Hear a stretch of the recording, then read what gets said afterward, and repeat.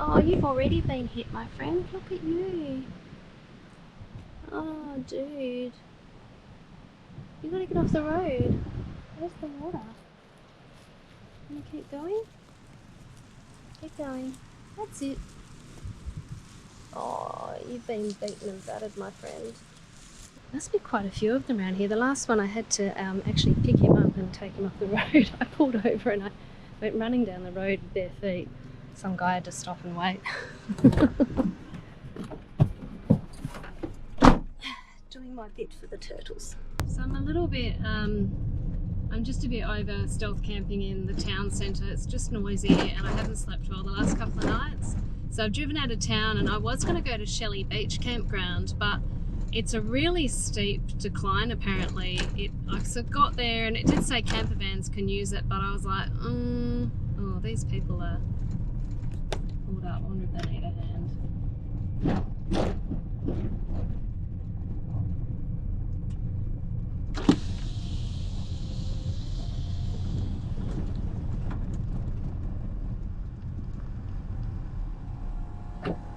No.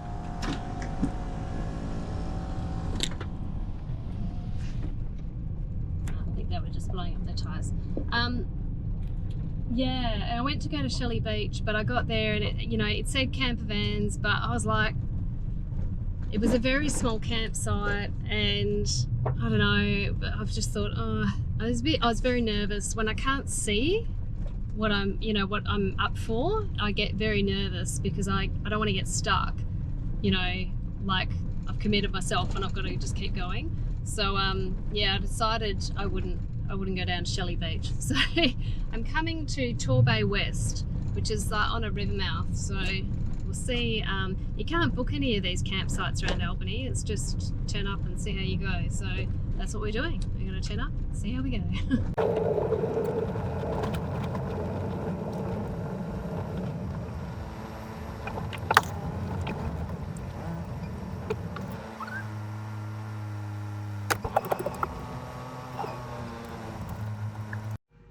Well, this is kind of amazing. Doesn't seem to be anyone else around, but let's go and pay for our spot. It's pretty dirty. There's like dirt ground. We have a drop toilet. Look at this.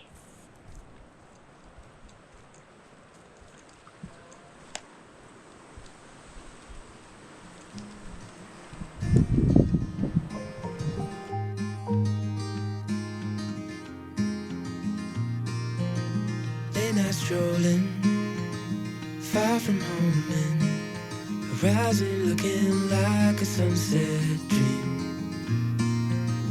Midnight talking, water crashing, evening feeling like a postcard scene. 'Cause it's just us two, dancing with the moon, my arms wrapped around you.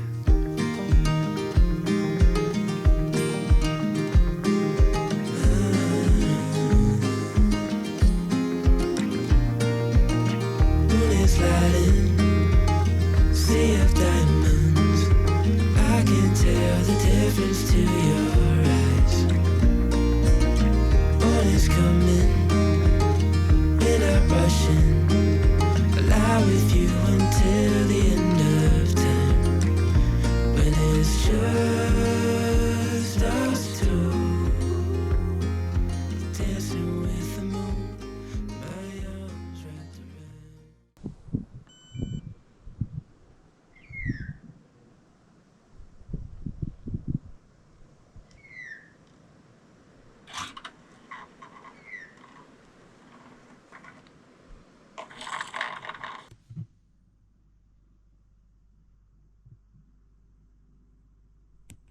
What an absolutely glorious spot.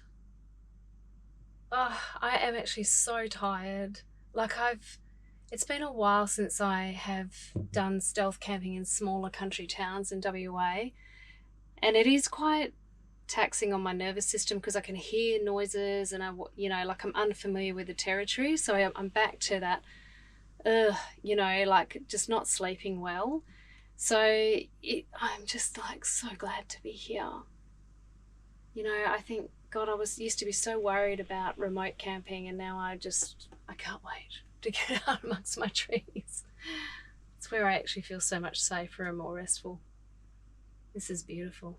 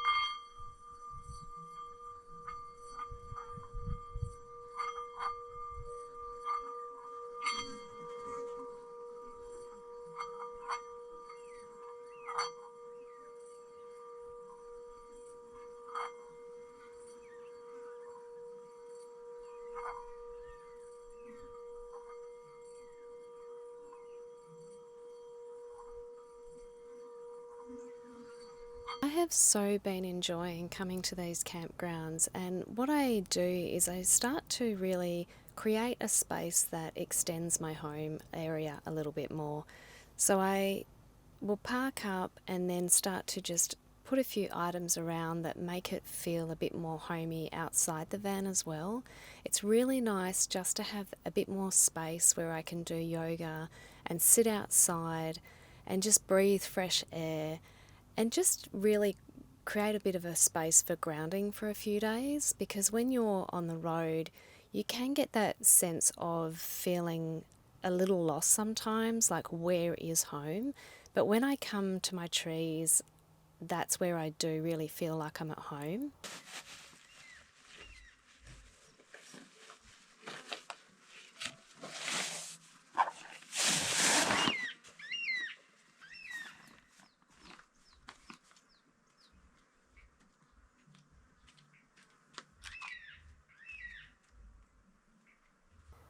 I really do feel like the local wildlife welcomes me when I arrive at camp. I do talk to my trees and I talk to the animals, and I do like to give a little bit of food and water to the wildlife just to let them know that I'm friendly and I'm here to share that space with them for a while. And they're generally pretty welcoming. I love my birds. I'm such a bird lady. When I hear the black cockatoos go overhead, I feel such a sense of peace and belonging. And the magpies are always so cheeky, but I love them. And yes, they do tend to come back to you when you do feed them. And I do always try just to feed them the actual seed. I don't want to be harming them with human food. But when you can sit there and, just find a space where you can make breakfast and have a cup of tea and sit outside and really take in your surroundings, it's such a sense of peace after travelling for so long. And I think when you do live van life and you are on the road, you can lose that sense of belonging sometimes. You're away from any sense of community. But I don't know, for me, nature that's where I do feel like I belong. I am always in so much joy and awe of wherever I wind up. It's almost a little bit of a ritual for me when I arrive, because I like to sometimes get out my hammock, or sometimes I might get out, a tablecloth or a rug or something just to make it feel a little bit homier outside the van. And it reminds me of that song where it says, where I lay my hat is home. And that's kind of what I feel a bit like with Gypsy, you know, wherever I park my van is home. And I keep adding to that as I go. I would love to spend more evenings by a campfire, but at this stage I've still just been locking myself in my van once it gets dark. But I'd love to have, a few fairy lights hanging up and a bit of a campfire going. So I'm sort of expanding on my experience of van life over the years as I go and as I feel more comfortable doing things. These kids arrived at campsite last night, probably around, I don't know, I want to say it was quite late, it was dark, maybe like 8ish. And they weren't too bad last night, I gotta be honest. Like, they made a little bit of noise, but they didn't have any music blaring or anything. They just had like strobe lighting, really bizarre. Anyway, they probably, I think I fell asleep about 10, so they didn't go late. But this morning, they're young, they're like late teens. Obviously, they've got their driver's license, and there's 2 young guys and 2 girls, and it's just F-bomb after F-bomb this morning. And they're like trying to be cool, and they're harmless, but they haven't slept. You know, they were talking about how badly they slept. I'm almost, I don't know whether it's just me being a parent, but I'm like, I can hear how grumpy they are because they haven't slept. And they went off to get breakfast this morning, and they'd probably just gotten McDonald's or something, you know, which is, you know, makes you even grumpier eating food like that for breakfast. I'm like, go have a nap. Go have a nap. You'll feel better. Good on them for being out here and enjoying nature, even though it's in a different way than I would. I take it all back. They just started playing their Wigga Wigga music. I hope they're not staying here again tonight. Well, they have left. My wishes have been granted. However, they have left a mess, so let's go clean it up. While my printer is printing one of your wonderful orders.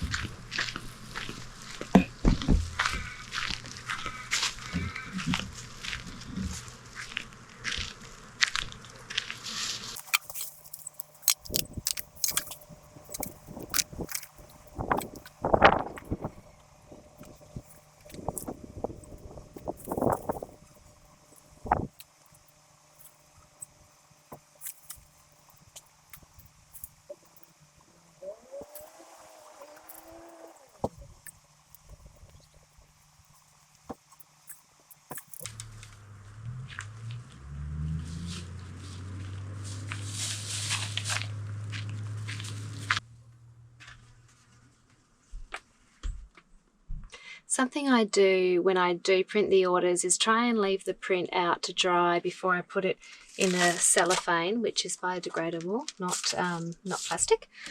So I usually leave it in the front dash of my van because it's warmer in the front cab, but not in direct sunlight. Yeah.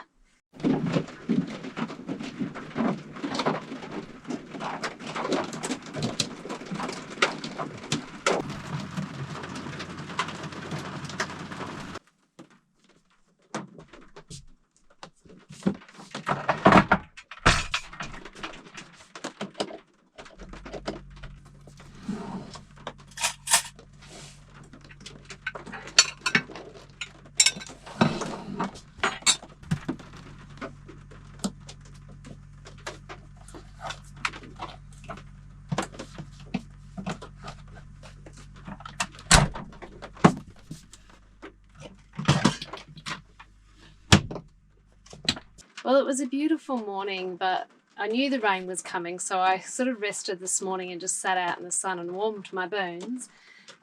But when I get rainy days like this, I look at them as opportunities to take some downtime in the van. So usually that includes doing some artwork. And this one here, I had been working on this watercolour piece of an osprey, and I was going to do it on the one, I had one of you beautiful followers suggest I do one of the recent osprey that I took and submitted for a photo comp. But I had taken this one a while ago on my Castle Rock walk down in Dunsborough, and I just kind of liked the composition of the way it was looking at its feet. And it was doing it quite often. I'm not quite sure why it was doing it. Maybe it was resting its neck or something. I don't know. I'm not familiar with osprey behaviour. But whilst I love working, like sometimes I feel the urge to paint, and so I will do that. And I love doing watercolour because when you're working with acrylics, you quite often will have to mix the paint colour that you want, and then you have to put that into a jar. And if you want to try, if you haven't mixed enough of that colour and you keep needing that colour, it can be frustrating trying to make that colour again. So I don't know, I just find acrylics a little bit like messier in the van, so I like to work with watercolours. I just find it's really easy just to rip out a bit of water and a paintbrush and away I go, just get my colours back out again. But I'm kind of not really feeling like painting at the minute, and I did promise a follower who emailed me that I would do her a Tasmanian tiger, and it was when I opened my website, so it was actually months ago, and I'm so sorry I haven't forgotten you. I have been sidetracked. And I thought, obviously a lot of the work I do is based around conservation and conserving wildlife, and I thought the Tasmanian tiger is a great idea because it actually represents extinction in its truest form because we have lost it, unfortunately, although some people beg to differ that opinion. So I thought, okay, let's do that. I think it's a really great idea. So let's work on a Tassie tiger design for this beautiful follower. I do love the sound of the rain on the roof, but please excuse, I'm going to talk a bit louder so you can hear me. I just pulled out my art book and remembered, oh, I forgot to finish this piece. This is one I did of a bilby earlier in the year, which I haven't finished yet. But I thought probably a good moment to explain my design. So when I'm doing a drawing design with ink work, I try to represent the wildlife within its natural environment. So it might be with where it would normally find a home, or where it would what it would normally eat, and just kind of represents, to me, it's that yin yang, which it goes back to my logo. So my logo is the gum nut yin yang, and so it's the gum nut with the leaf, and it sort of represents that life cycle of the eucalyptus tree, because you need the tree to produce the gum nut, which has the seed in it, and you need that to drop to release the seed to create a new tree. So it's this life cycle. And so yeah, that's what inspired my designs to start with. So that's why I sort of do stick with this circle design and including those two things in there. And the watercolors I do are just kind of a fun thing on the side, because it can be fun to just experiment with different mediums sometimes. So anyway, I'm going to do the Tasmanian tiger in this sort of design for this one. So we don't need anything fancy, we can use what we've got. I usually just stick with my bowl to get the outline, and sometimes it's nice to make the drawing go just outside of that circle, just to give it, I don't know, this little bit of excitement in the drawing. I'm not fancy with pencils and things. I don't know, this pencil case may have been from when I was at school, I can't remember. But I generally just work within a HB because I can work lightly with it, and it's not a very dark, like you would use different sorts of pencils if you're trying to create depth with the pencil. But this is more just an outline so that I can, get the outline done and then create depth with the pen work.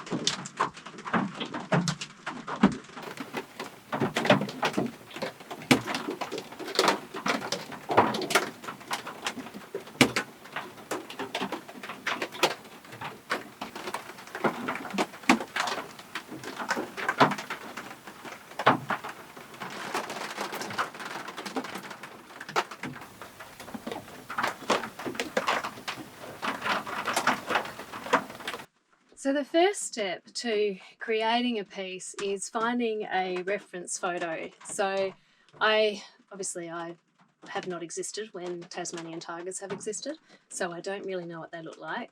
And to be honest, I'm really not one of those artists that can draw from memory. I kind of need something in front of me. Once I have the bulk of the drawing down, then I can feel free to create or be a bit more creative with it after that. But I need a reference photo. So to start with, so I've been looking online and I'm trying to find an actual photo rather than using someone else's drawing because, obviously copyright purposes.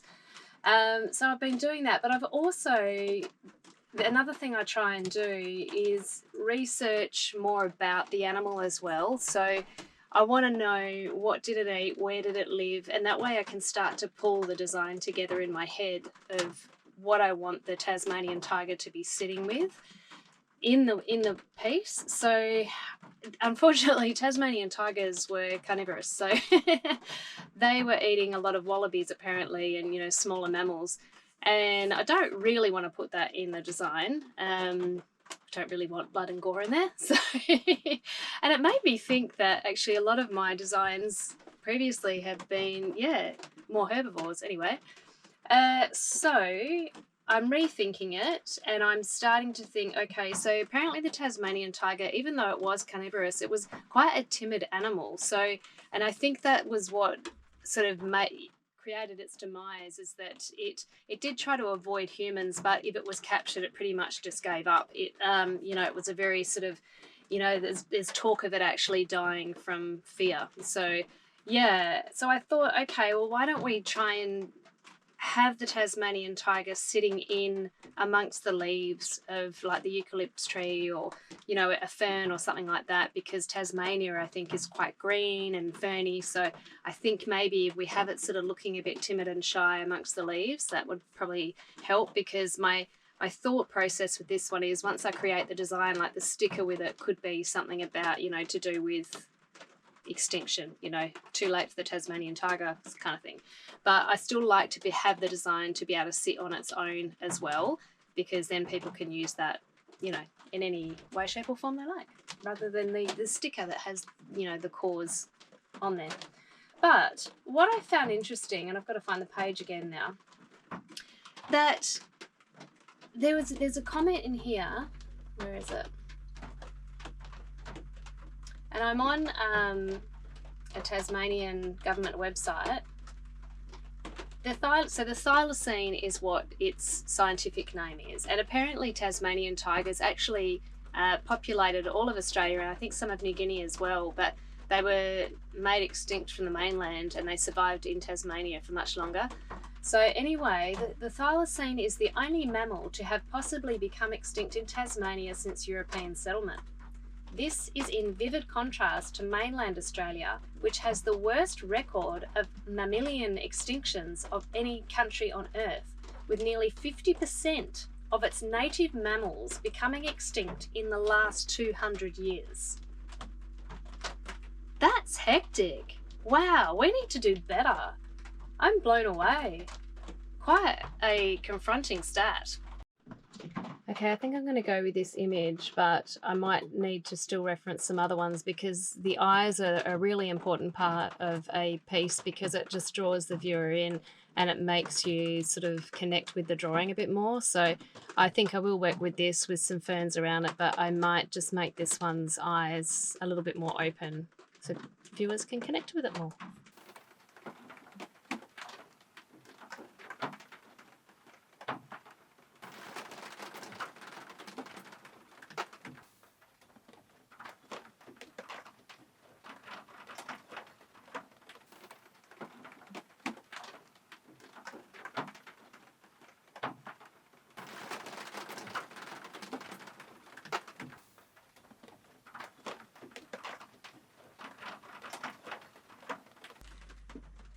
Some of you may have been looking at me going, what is she doing holding her pencil up to the computer screen all the time?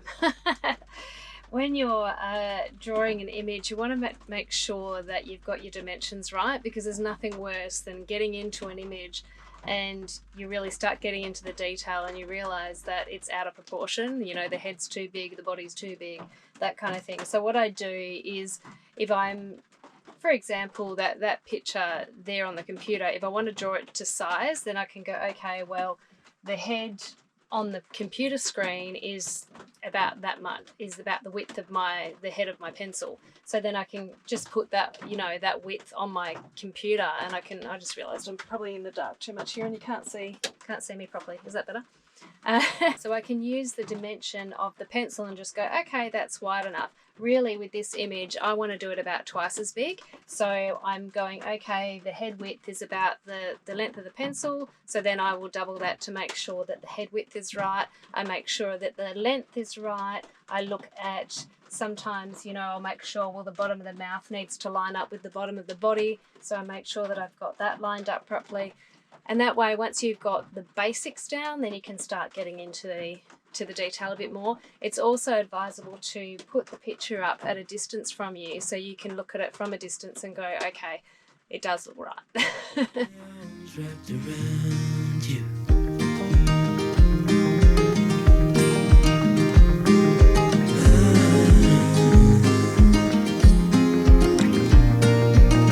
Moon is lighting, sea of diamonds. I can tell the difference to your eyes. Morning's coming, we're not rushing.